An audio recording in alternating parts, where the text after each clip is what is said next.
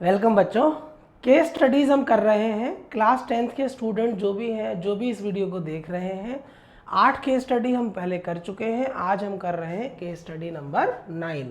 तो आज की हमारी केस स्टडी नंबर 9 है। अगर 8 केस स्टडीज़ आपने नहीं देखी हैं तो आपको वो देखनी चाहिए, राइट। तो केस स्टडीज़ कैसे सॉल्व करते हैं, किस तरीके से हमारी अप्रोच होती है, वो हमने ऑलरेडी उसमें काफ़ी डिस्कस किया हुआ है। बाकी यहाँ पर भी हम उन चीज़ों को जो है वो उसी वे में करते हुए चलेंगे। चलिए शुरू करते हैं केस स्टडी नंबर 9।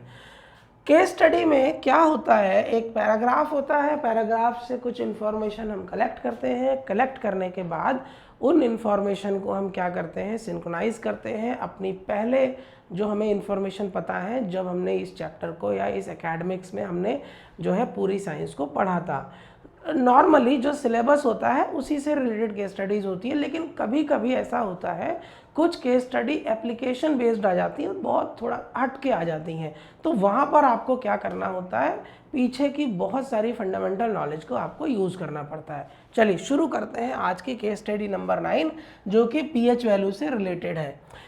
तो क्या कह रहा है यहाँ पर, when ever a solution has a pH of less than 7, कह रहा है कि जब भी कोई सोल्यूशन है जिसकी पीएच वैल्यू लेस देन 7 होगा, it will be an acidic solution. तो ये मेरा सोल्यूशन कैसा हो जाएगा, एसिडिक। मतलब जिस सोल्यूशन की पीएच वैल्यू लेस देन 7 होगी। एक इंफॉर्मेशन हमको यहाँ से मिल जाती है। For example a solution having a pH of 4, जिसका पीएच 4 है, will be acidic in nature, क्योंकि 7 से कम है। More acidic a solution is, जितना ज़्यादा एसिडिक होगा solution, the lower will be it's pH.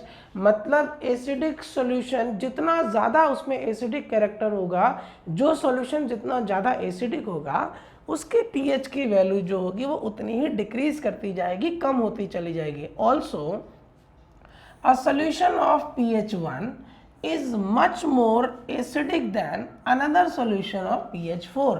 तो अगर मेरे पास दो सोल्यूशन है, सोल्यूशन 1 और सोल्यूशन 2, और सोल्यूशन 1 की pH है 1, pH की वैल्यू 1 है और इसकी वैल्यू pH की 4 है, तो ये वाला ज़्यादा एसिडिक होगा। यही कह रहा है यहाँ पर। The solution having pH 0, 1, 2, 3 are usually considered to be strong acid। मतलब अगर pH की वैल्यू 0 से 1, 2, 3, राइट, तो 0 से 3 तक है, उनको हम क्या कहते हैं, स्ट्रॉन्ग एसिड बोलते हैं। क्या बोलते हैं, स्ट्रॉन्ग एसिड्स बोलते हैं, right. And the solution having pH of 4, 5 and 6, अगर पीएच की वैल्यू जो है वो 4 से लेके 6 तक है, तो हम इसको क्या बोलेंगे, वीक एसिड बोलेंगे। क्या बोलेंगे, वीक एसिड बोलते हैं इसको, ठीक। It is clear that the acidity of a substance is related to its pH। इसका मतलब है कि जो एसिडिटी है, जो एसिडिक कैरेक्टर है, वो pH से रिलेट करता है। Lower the pH stronger the acid. अगर pH की वैल्यू जितनी ज़्यादा लो होगी और ए सॉल्यूशन जो होगा उतना ज़्यादा एसिडिक हो जाएगा, राइट। एक इमेज भी इन्होंने यहाँ दी गई है। यहाँ पर इन्होंने हाइड्रोक्लोरिक एसिड को रिप्रेजेंट किया है, जहाँ पर पीएच की वैल्यू 1 दे रहा है। दूसरा यहाँ पर एसिटिक एसिड बोला है जिसकी पीएच की वैल्यू 4 दे रहा है। तो जिसकी पीएच की वैल्यू ज़्यादा है वो वीक है। देख लो कैसा दुबला पतला सा वीक लग रहा है। जिसकी पीएच की वैल्यू कम है, 1 है, स्ट्रॉन्ग एसिड है, मजबूत तंदुरुस्त लग रहा है, राइट। तो इंफॉर्मेशन हमको यहाँ से क्या मिली है, पीएच की वैल्यू 1 से लेके या 0 से लेके 3 तक है, इवन आई थिंक 3 तक है, तो ये हमारा स्ट्रॉन्ग एसिड हो गया। पीएच की वैल्यू 4 से 6 है, वीक एसिड हो गया है। पीएच की वैल्यू डिक्रीज करती है, एसिडिक कैरेक्टर इंक्रीज करता है, राइट, इन्वर्सली प्रोपोर्शनल है। क्वेश्चन पर आते हैं हम। A solution turns red litmus blue. अब देखिए यहाँ पर कहीं लिटमस की बात नहीं की गई, कोई लिटमस की बात नहीं की गई, लेकिन क्वेश्चन लिटमस से पूछ दिया है। इसका मतलब आपको पीछे कोई अपनी नॉन इन्फॉर्मेशन है, वहां से आपको यहाँ इसको सॉल्व करना पड़ेगा। Its pH is likely to be, एक सोल्यूशन है जो रेड को किस में कन्वर्ट कर दे रहा है, ब्लू में। कोई सोल्यूशन होगा जो रेड लिटमस को ब्लू में कन्वर्ट कर दे रहा है, तो उसका पीएच का वैल्यू आप बताइए कितनी अंदाजे से हो सकती है। बहुत सारे स्टूडेंट को लिटमस पेपर नहीं पता है, मैंने एक इमेज जानबूझ के लगाई है ताकि मैं आपको यहाँ पर बता सकूँ। तो पीएच जो हमारा लिटमस पेपर होता है ये इस तरीके से, ये हमारा रेड कलर का लिटमस पेपर हो गया है और ये हमारा ब्लू कलर का लिटमस पेपर हो गया है। दो तरीके के हमारे लिटमस पेपर होते हैं, रेड और ब्लू। ठीक, रिस्पॉन्स कैसे करते हैं उसके लिए मैंने एक पिक्चर लगाई है। अगर रेड लिटमस आपका जो है, आप देखिए रेड लिटमस रिमेन्स रेड, आपने क्या किया है, एक न्यूट्रल सॉल्यूशन लिया है, न्यूट्रल सॉल्यूशन में आपने दोनों पेपर डाल दिए, एक ये वाला डाल दिया रेड वाला, एक आपने ब्लू वाला डाल दिया है, दोनों को डाला है। थोड़ी देर के बाद जब आपने इसको बाहर निकाला है तो दोनों के कलर में कोई भी चेंज नहीं हुआ है, रेड रेड रहा, ब्लू ब्लू रहा। अगर ऐसी कोई ऑब्जर्वेशन होती है, आप कभी किसी सॉल्यूशन को टेस्ट करते हैं लिटमस पेपर से, अगर आप रेड वाला लिटमस पेपर डालेंगे आप थोड़ी देर में देखेंगे कि रेड में कोई चेंज नहीं हुआ है, ब्लू वाला डालेंगे तो कोई चेंज नहीं, तो आप क्या कहेंगे, सॉल्यूशन मेरा कैसा है, जो भी गिवन सॉल्यूशन है वो कैसा है, न्यूट्रल है। दूसरा, एसिडिक की बात की गई, एसिड सॉल्यूशन की। अब आप क्या करिए, एसिड में दोनों को डालिए, आपने एक बार रेड को डाला एक बार ब्लू को डाला, तो जो रेड वाला लिटमस है, रेड वाला ये वाला लिटमस है, इसका कलर रेड रहेगा, इसका कलर रेड रहेगा। तो अगर किसी सॉल्यूशन में आप रेड लिटमस पेपर डाल रहे हैं तो अगर रेड रेड रहे तो वो न्यूट्रल भी हो सकता है और एसिडिक भी हो सकता है, ठीक है ना, राइट। तो रेड लिटमस रिमेन्स रेड और ब्लू लिटमस टर्न्स रेड। तो जो एसिड होते हैं वो किसको रिस्पॉन्ड करते हैं, ब्लू लिटमस पेपर को, ध्यान रखिएगा ब्लू लिटमस पेपर को। तो ब्लू लिटमस टर्न्स रेड, ठीक है ना। तो यहाँ से रेड को निकाला, कुछ चेंज नहीं हुआ, ब्लू वाले को निकाला तो देखिए नीचे वाले पोर्शन में रेड हो गया है, राइट। तो यहाँ पर क्या हो रहा है, एसिड्स क्या करते हैं, रेड को रिस्पॉन्ड नहीं करते हैं। नेक्स्ट आइए बेस, इसका ठीक उल्टे ऑब्जर्वेशन हमको बेस में मिलेगी। कोई सॉल्यूशन है मेरे पास, ये क्या करता है, रेड को किस में कन्वर्ट कर देता है, ब्लू में। देखिए जितना पोर्शन डूबा रहेगा उतना ही कन्वर्ट होगा, ऐसा नहीं कि पूरा कन्वर्ट हो जाएगा, जितना डिप रहेगा सॉल्यूशन में वही कन्वर्ट होगा। तो नीचे वाला क्या हो रहा है, ब्लू कन्वर्ट हो गया और ब्लू वाले को डाला, ब्लू ब्लू रहा। तो अगर किसी सॉल्यूशन में अगर ब्लू लिटमस डाल रहे हैं, अगर ब्लू का कलर ब्लू रहता है, इट मे बी पॉसिबल वो न्यूट्रल हो सकता है, it may be second possibility क्या बनती है कि वो आपका जो आपका बेसिक हो सकता है, ठीक है। तो रेड वाला क्या हो जाता है, हमारा ब्लू में कन्वर्ट हो जाता है, ठीक। तो red litmus will turn into blue, blue litmus remains blue. इस कंडीशन में क्या हो जाएगा, हमारे पास बेसिक सोल्यूशन है। तो हमें ध्यान क्या रखना है, अगर रेड में रहते हैं, चलो आपको ये नहीं रेड वाला नहीं याद रखना है, एक्चुअली क्वेश्चन जो होता है थोड़ा सा ऑपोजिट में पूछता है, ठीक है। तो ब्लू रेड में कन्वर्ट हो जाता है, ब्लू आपने किसी सॉल्यूशन में डाला, ब्लू लिटमस, वो रेड में कन्वर्ट हो गया, सॉल्यूशन हो गया एसिडिक। दूसरा, आपने किसी सॉल्यूशन में आपने क्या कर दिया है, रेड को डाला है, रेड कन्वर्ट हो गया ब्लू, ठीक है ना। तो आपका जो सॉल्यूशन हो जाएगा वो बेसिक हो जाएगा। इन केस आपसे कहता है कि भाई आपने किसी सॉल्यूशन में रेड लिटमस डाला है, वो रेड ही रहता है, आप कभी नहीं 100% श्योर हो सकते कि वो न्यूट्रल है, नहीं, राइट, वो एसिडिक भी हो सकता है। दो पॉसिबिलिटी अराइज होती है। इसको क्रॉस चेक करने के लिए दूसरे कलर वाला डालिए, ब्लू वाला आपने डाला, ब्लू में कोई चेंज नहीं हुआ, कोई चेंज नहीं हुआ, न्यूट्रल हो सकता है, बेसिक हो सकता है। क्रॉस चेक करने के लिए रेड वाला डालिए, तब कंफर्म होगा 100%, राइट। तो क्या बोल रहा है, a solution turns red litmus blue. तो रेड लिटमस ब्लू मेरा कहाँ पर वो हो रहा है, देखिए रेड लिटमस किस में कन्वर्ट हो रहा है, ब्लू में। यहाँ पर सॉल्यूशन कैसा हो गया, बेसिक हो गया।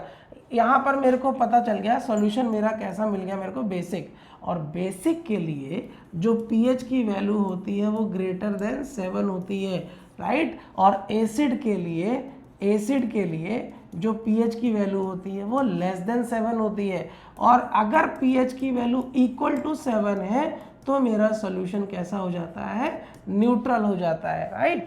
तो यहाँ पर हमने क्या देखा, ये देख लिया, इस तरीके का हमने एक ये फॉर्मेशन देख ली है। दूसरा, एक और चीज़ मैं आपको यहाँ पर मैंने जानबूझ के लाया हूँ ताकि आपको थोड़ा सा क्लियरिटी हो। एक मैंने स्केल बनाई है, पीएच की स्केल यहाँ पर है। पीएच में यहाँ पर आप देखिए, ये यहाँ पर है 7, ये यहाँ पर है 7 है मेरा न्यूट्रल, 7 है मेरा न्यूट्रल, ठीक। ये वाला है रेड, राइट। तो आप देखिए यहाँ पर वैल्यू क्या हो रही है, डिक्रीज हो रही है।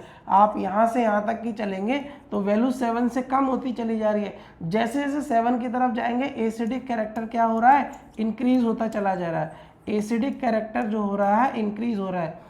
वैल्यू घट रही है, एसिडिक कैरेक्टर बढ़ रहा है। वैल्यू बढ़ रही है, वैल्यू क्या हो रही है, पीएच की वैल्यू इंक्रीज कर रही है। इंक्रीज कर रही है तो बेसिक कैरेक्टर बढ़ेगा। क्या करेगा, बेसिक कैरेक्टर बढ़ेगा, बेसिक इंक्रीज करता है। ठीक, तो ये हमारे पास पीएच स्केल इस तरीके से आ जाती है। सो आई होप आपको पीएच स्केल का भी थोड़ा आइडिया तो लग ही गया होगा।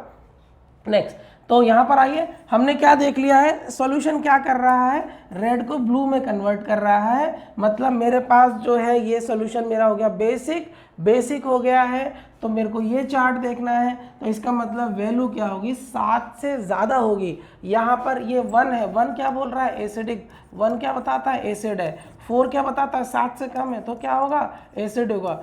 5 क्या बताता है, 7 से कम है, एसिड होगा। 10 क्या बताता है, ग्रेटर देन 7 है, बेसिक है।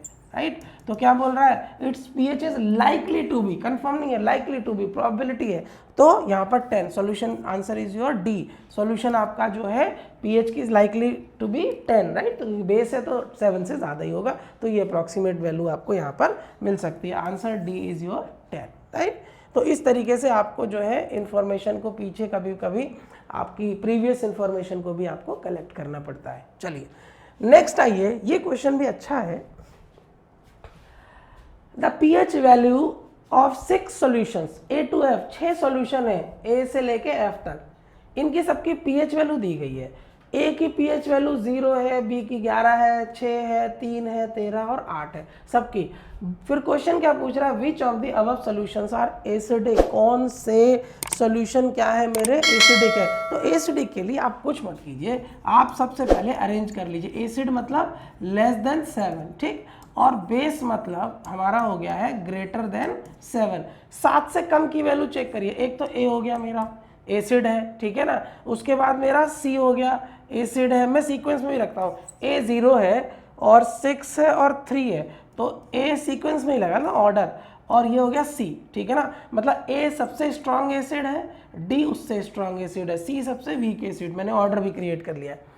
बेसिक कौन होगा, जो ग्रेटर देन 7 होगा, ग्रेटर देन 7। वैल्यू चेक करिए, एक मेरे पास ये मिल रहा है बी, और मेरे पास ये मिल रहा है और ये मिल रहा है। तो यहाँ पर क्या होगा, वैल्यू बढ़ती जा रही, जो बढ़ रही है वो स्ट्रांग होगा। तो ई जो होगा स्ट्रांगली बेस होगा, 13 है। उसके बाद कौन होगा, बी हो जाएगा। उसके बाद कौन सा आ जाएगा, एफ। तो ये मेरे पास बेस बन गए हैं और ये मैंने अपने ऑर्डर के साथ लगा लिए हैं। तो which of the following solutions are acid, ADC, ADC यही मिल गया, एडीसी, बाकी नहीं है, ठीक। तो ये आपका आंसर आ जाता है ए। कौन सा सॉल्यूशन इसमें एसिडिक है, तो हमारे पास आंसर आ गया है एसीडी ए वाला। तो इस तरीके से अगर आपको मल्टीपल सॉल्यूशंस दिए हो, पीएच की वैल्यू दी है, आप एक काम करिए, पहले उनमें से अलग कर लीजिए एसिड को, उनमें से बेस को अलग कर लीजिए। कोशिश करिए, अगर आप कर सकते तो ऑर्डर में लगा लीजिए। कभी कभी क्या होता है, इंक्रीजिंग और डिसेंडिंग ऑर्डर में पूछ लेता, तो क्या होता है, आपका टाइम खराब होगा, आपको दोबारा से उसको पढ़ना पड़ेगा, देखना पड़ेगा। चलिए नेक्स्ट आते हैं। थर्ड क्वेश्चन है मेरा, एक इंपॉर्टेंट क्वेश्चन है, आपकी जानकारी आपको पता भी होना चाहिए। Fresh milk has a pH of 6। जो आपका मिल्क है उसकी पीएच की वैल्यू 6 है। तो आपको ध्यान रखना चाहिए मिल्क इज स्लाइटली एसिडिक, और मिल्क में जो एसिडिक कैरेक्टर होता है वो किसकी वजह से होता है, लैक्टिक एसिड की वजह से, ठीक। अब क्या हुआ है, when milk changes into curd, milk change हो गया है कर्ड में, मिल्क क्या हो गया है, कर्ड में चेंज हो गया है। फ्रेश मिल्क की पीएच वैल्यू होती है 6, ठीक है। The pH value will be, pH value कितनी होगी, आपको हमको पता है कर्ड जो होता है एसिडिक होता है, और अगर जब मिल्क कर्ड में कन्वर्ट होता है उसका एसिडिक कैरेक्टर बढ़ जाता है और ज़्यादा लैक्टिक एसिड उसमें प्रोड्यूस हो जाता है जब ये केमिकल चेंज होता है, ठीक है। तो यहाँ पर पीएच की वैल्यू जो है वो और कम आ जाती है, राइट। तो अब क्या बोल रहा है, इट विल बिकम 7। अरे भाई 7 बन जाएगा तो कर्ड तो न्यूट्रल बन जाएगा, गड़बड़ है, कर्ड तो एसिडिक होता है। इट बिकम्स लेस देन 6, बिल्कुल सही है, ये हो सकता है मेरा answer. It becomes more than 7, भाई मोर देन 7 बन जाएगा तो ये बेसिक नहीं बन जाएगा, तो बेसिक तो है नहीं, रिमेन्स अनचेंज, ये तो हो ही नहीं रहा है, ठीक है ना। तो मेरे पास ऑप्शन, मेरे को आंसर तो पता चल गया, it will become less than 6, right. When milk is turn into curd its pH value decreases due to the formation of lactic acid in curd and becomes less than 6, और value जो होती है वो 6 से कम आ जाती है। एक आपको मैं इंफॉर्मेशन दे देता हूँ, गर्मियों के ड्यूरेशन पे जब भी आप दूध पिएं तो जो हॉट मिल्क होता है वो ज़्यादा एसिडिक होता है। तो अगर आप गर्मियों के दिनों में दूध कंज्यूम करें तो कोशिश करिए थोड़ा सा उसको ठंडा कर लीजिए फ्रिज में रख के, नॉर्मल, बहुत ज़्यादा नहीं, तो नॉर्मल अगर आप ठंडा करेंगे तो उसकी एसिडिटी रिड्यूस हो जाती है। अगर आप दिन में दूध पी रहे हैं, दिन में दूध आप गर्मियों में क्या करें, ठंडा करके पिए, अच्छा रहता है, एसिडिक नहीं होता है, एसिडिटी नहीं करेगा। रात को तो फिर ठीक है, आप जो है खाना खा के और दूध पी के अपना सो गए, तो फिर आप नॉर्मल ल्यूकवार्म भी ले सकते हैं, राइट। चलिए नेक्स्ट आइए, ये हमारा थर्ड क्वेश्चन, अच्छा क्वेश्चन है, पूछ सकता है आपसे इस तरीके के questions. The pH values of 3 acid A B C, 3 acid आपको दिए गए हैं ए बी और सी, हैविंग इक्विमोलर कंसंट्रेशन। अभी बताता हूँ मैं इक्विमोलर क्या होता है। आर 5.0, तो ए है मेरा 5.0, बी है मेरा 2.8 और सी है मेरा 3.5, ठीक है। Arrange this acid in the order of increasing acidic strength. देखिए ऑर्डर पूछ रहा है आपसे, बोल रहा है इनको अरेंज कीजिए इंक्रीजिंग एसिडिक स्ट्रेंथ, बढ़ते हुए एसिडिक स्ट्रेंथ में। एसिड की स्ट्रेंथ कब बढ़ती है, जब उसके पीएच की वैल्यू रिड्यूस होती है। तो जिसका पीएच का वैल्यू सबसे छोटा वो स्ट्रॉन्ग एसिड है, ठीक है ना। आप चाहे तो लिख लीजिए, जो एसिडिक कैरेक्टर है, जो एसिडिक कैरेक्टर है, it is inversely proportional to the value of pH. तो पीएच की वैल्यू अगर बढ़ती है तो एसिडिक कैरेक्टर डिक्रीज करता है, और पीएच की वैल्यू अगर डिक्रीज करती है तो एसिडिक कैरेक्टर क्या करता है, इंक्रीज करता है। This is inversely proportional. तो यहाँ पर सबसे छोटी वैल्यू पीएच की कौन सी है, बी, ठीक, सबसे छोटी तो सबसे स्ट्रांग है, ठीक, तो बी सबसे स्ट्रांग एसिड हो गया है। उसके बाद का स्ट्रॉन्ग एसिड हो गया सी, सबसे बड़ी वैल्यू हो गई ए की, ठीक है ना। तो ये मेरा ऑर्डर है, ये सबसे स्ट्रॉन्ग है इन तीनों में और ये सबसे वीक है। अब आपसे ऑर्डर क्या पूछा है, in the increasing acidic strength, बढ़ते हुए क्रम में। तो बढ़ते हुए क्रम में सबसे पहले वो एसिड लिखेंगे जो सबसे छोटा, सबसे वीक होगा। तो ऑर्डर एक्चुअली जो हमको चाहिए वो होगा ए सी बी। तो ए सी बी है क्या, देखिए है, ठीक, ए सी बी। हमने वो ऑर्डर क्या लगाया था, बी सी ए। तो कई बार स्टूडेंट इसको करेक्ट कर देंगे, ये गलत है, ये तो घटते हुए क्रम में हो गया है। घटते हुए क्रम में कैसे, बी सबसे स्ट्रांग हो गया, फिर सी, फिर ए, डिक्रीज कर रहा है। आपसे पूछा है इंक्रीजिंग ऑर्डर में, उस समय आपको ऑर्डर बहुत खास ध्यान रखना पड़ेगा। ए सी बी आपका जो आंसर हो गया ये वाला, एक ये। अब मैं आपको एक चीज बता देता हूं, जो इक्वल मोलर कंसंट्रेशन क्या होता है वो मैं बस समझा देता हूं, फिर आगे बढ़ता हूं। देखो इस इक्वल मोलर कंसंट्रेशन को, राइट, इक्वल मोलर कंसंट्रेशन को हम इक्विमोलर भी बोला करते हैं, इक्विमोलर भी बोला करते हैं, ठीक। होता क्या है, अगर मान लो दो सॉल्यूशन आपने लिए हैं, ठीक, यहाँ पर आपने क्या कर दिया है, 2 लीटर पानी ले लिया है और यहाँ पर आपने इस सॉल्यूशन में 1 लीटर पानी है। ये मेरा सॉल्यूशन 1 है, ये मेरा सॉल्यूशन 2 है। इसमें आप क्या करते हैं, सपोज करिए 2 लीटर में आप 200 ग्राम शुगर ऐड कर रहे हैं। क्या कर रहे हैं, 200 ग्राम शुगर ऐड कर रहे हैं। और इस 1 लीटर पानी में आप क्या करें, 100 ग्राम शुगर ऐड करें। क्या करें, 100 ग्राम शुगर ऐड करें। तो यहाँ पर अगर मैं इसका कॉन्सेंट्रेशन निकालूंगा तो 200 ग्राम पर 2 लीटर, ठीक है ना। तो 200 ग्राम 2 लीटर में है तो 100 ग्राम पर लीटर, ठीक। तो कॉन्सेंट्रेशन इसका क्या हो जाएगा, 100, चलो मैं यही लिख देता हूँ, कॉन्सेंट्रेशन इसका क्या हो जाएगा, 100 ग्राम पर लीटर।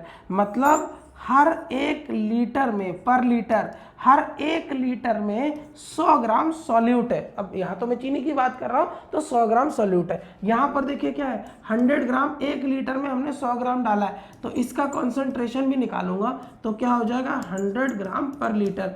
तो सॉल्यूशन का जो कॉन्सेंट्रेशन है वो भले ही आपको 2 लीटर 4 लीटर 6 लीटर 10 लीटर दिया गया है, कॉन्सेंट्रेशन की वैल्यू पर लीटर में निकाली जाती है। तो जो वैल्यू जब आप पर लीटर में कॉन्सेंट्रेशन की निकालते हैं तो आपको ये उसकी कॉन्सेंट्रेशन बताता है। यहाँ पर देखिए, यहाँ पर 2 लीटर 200 ग्राम में यहाँ पर 1 लीटर है, मान लो यहाँ पर 10 लीटर होता तो 10 लीटर के हिसाब से मान लो 2000 ग्राम होता, मतलब 2 लीटर होता केजी, राइट। तो उस केस में क्या था, सेम कॉन्सेंट्रेशन आती। तो इक्विमोलर सॉल्यूशंस वो होंगे जहां पर कॉन्सेंट्रेशन सेम हो, नंबर ऑफ या amount of solute per unit volume same होना चाहिए, दिस इज कॉल्ड इक्विमोलर, ठीक। तो इक्विमोलर का मतलब है, तो एबीसी कैसे इक्विमोलर है, ठीक। तो ये चीज़ आई होप आपको समझ में आ गई। इक्विमोलर कहीं कहीं पर जो है क्वेश्चंस वगैरह इस तरीके से कंफ्यूज करने की कोशिश करते हैं, हालांकि यहाँ पर इक्विमोलर का ऐसा कोई काम वाम दिख तो रहा नहीं है, यहाँ पर हमको केवल एक एसिडिक स्ट्रेंथ दी गई है बस। चलिए नेक्स्ट आते हैं, क्वेश्चन बोल रहा है 5th question. Normally case studies में 5 क्वेश्चन होते हैं, आपको थोड़ा सा ध्यान रखना चाहिए, 5-6 ही रहते हैं, बहुत ज़्यादा क्वेश्चंस नहीं रहते हैं। A beaker of concentrated HCl hydrochloric acid, ये कैसा है, कॉन्सेंट्रेटेड है, ठीक है ना, has a pH of 1। Concentrated HCl की pH की वैल्यू 1 है। एक बीकर है जहाँ पर कंसनट्रेटेड HCl रखा गया है जिसकी वैल्यू 1 है। What color will full range universal indicator turn if it is added to the beaker? अच्छा, अब यूनिवर्सल इंडिकेटर क्या होते हैं आपको मैं थोड़ा सा बता देता हूँ। जैसे हमने क्या देखा था, लिटमस पेपर देखा था, और ये मतलब रेड और ब्लू वाले लिटमस पेपर हमने देखे थे। यूनिवर्सल इंडिकेटर क्या होता है, जैसे एक ही कलर की कोई पेपर है, ठीक है ना, यूनिवर्सल है, एसिड में डालोगे तो भी रिस्पॉन्स करेगा, बेस में डालोगे तो भी रिस्पॉन्स करेगा, न्यूट्रल में डालोगे तो भी कुछ कुछ रिस्पॉन्स कर रहा है या न्यूट्रल रहे, ठीक है ना। तो यूनिवर्सल इंडिकेटर क्या है कि आप किसी में भी यूज़ करिए। जैसे आपके पास बेस है तो बेस में क्या करेंगे, आप रेड को डालेंगे ब्लू में कन्वर्ट होगा। आपके पास सॉल्यूशन एसिड का है, आप उस एसिड में ब्लू वाला डालिए तो रेड में कन्वर्ट हो जाएगा लिटमस। यूनिवर्सल इंडिकेटर में एक ही पेपर है, सभी पे काम करता है, एसिड पे भी काम करेगा और बेस पे भी काम करेगा, ठीक। अब जब आपने डाला इसमें, तो मैं एक एग्जाम्पल से समझाता हूँ।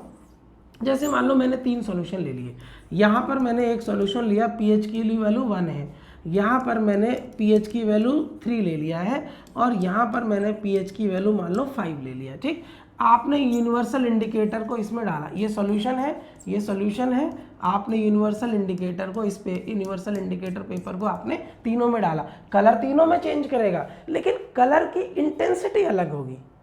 pH 1 में डालेंगे स्ट्रॉन्ग एसिड होगा, कलर कुछ और होगा, मान लो रेड हो रहा है तो डार्क रेड हो रहा है। pH = 3 है, आपने डाला कलर, इसमें स्ट्रिप डाली आपने, इसमें कलर तो करेगा चेंज, कलर में तो चेंज होगा, लेकिन जो 1 में जितना डार्क आया था pH 3 में जो फेडेड कलर आएगा। मैं पीछे पहुंचता हूँ, एक जो स्लाइड मेरी रह गई थी जहां पर मैं, हाँ ये वाली, यहाँ पर देखिए क्या बोल रहा है, जब आप यूनिवर्सल इंडिकेटर को डालेंगे डार्क रेड दे रहा है, डार्क रेड देगा तो क्या होगा, स्ट्रॉन्ग एसिड है। अगर यहीं पर थोड़ा सा पीला कलर का दे रहा है, पीला कलर का, तो क्या कहेंगे, यार डार्क रेड नहीं दे रहा है, हल्का सा लाइटर शेड में है, तो एसिड तो है लेकिन उतना स्ट्रेंथन एसिड नहीं है, थोड़ा सा वीक है, राइट। और अगर ये थोड़ा सा ग्रीनिश की कलर में पहुंच जाए तो हम क्या कहेंगे, हाँ एसिड तो है, ये एसिड की प्रॉपर्टी तो है इसमें, लेकिन वीक है, रेड वाला जो रेड वाले में शो किया गया। तो हमने जब 3 वे कर लिए तो सब में अलग अलग कलर आएगा, फिर हम वो जो कलर आएगा,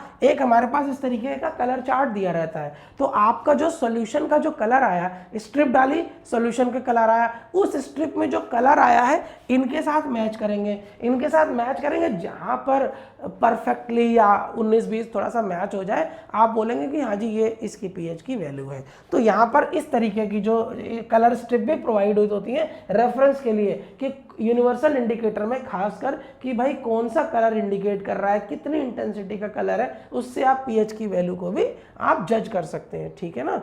तो मेरा क्वेश्चन था अगला, यहाँ पर चल रहे थे, a beaker of concentrated HCl। अब देखिए क्या कर रहा है, एक कॉन्सेंट्रेटेड HCl pH की वैल्यू 1 ले रहा है, तो बोल रहा है अगर यूनिवर्सल इंडिकेटर को डालेंगे इसमें तो कौन सा कलर आएगा, तो pH की वैल्यू 1 है तो स्ट्रॉन्ग एसिड हुआ ना, और वैसे भी हमको पता है कि ये स्ट्रॉन्ग एसिड होता है, ठीक। तो यहाँ पर क्या करेगा, रेड ब्लू पिंक, देखिए ब्लू वाला किसको इंडिकेट करता है, बेसिक को, पिंक वाला थोड़ा सा बीच में आ जाता है, न्यूट्रल के आसपास आ जाता है, ठीक है ना, और ये रेड वाला क्या करता है, स्ट्रॉन्ग एसिड को रिलीज करता है, मतलब बताता है, ठीक है। तो नो चेंज इन कलर, ये तो ऑप्शन ही खत्म हो गया। यूनिवर्सल इंडिकेटर हमेशा कलर चेंज करेगा। तो यहाँ पर रेड जो आ रहा है ये हमको बता रहा है एसिड है, और पीएच की वैल्यू भी अच्छी खासी लो है, स्ट्रॉन्ग एसिड है। pH is equal to 1 will turn the scale red, it is strong acid, red, right? तो ये वाला क्वेश्चन भी आपको समझ में आ गया होगा। देखिए यहाँ पर मैंने बहुत सी ये कोशिश की है कि आपको मैं साथ में पीएच भी बताता चलूँ, जिसको अगर पीएच स्केल की नॉलेज नहीं है तो वो भी मैंने यहाँ पर कोशिश की है, और बाकी अदरवाइज जो है आपने ये केस स्टडीज़ पढ़ी है, समझ लिया है, पीछे की केस स्टडीज़ है उनको भी देखते रहिए, इसी तरीके के क्वेश्चंस आते हैं, इसी तरीके से आपको जो है वो सोचना पड़ता है। देखिए जब हम कोई क्वेश्चंस करते हैं केस स्टडी बेस्ड, तो वहाँ पर केवल आंसर जज नहीं किया जाता है, वहाँ पर हमको हमारी जो है वो एनालिटिकल थॉट प्रोसेस को भी जज किया जाता है, हम कितना सोचते हैं और कहाँ तक उसको हम अपनी सोच को या अपनी जो नॉलेज है उसको हम अप्लाई कर सकते हैं, राइट। तो चलिए आज के लिए इतना ही, थैंक यू वेरी मच।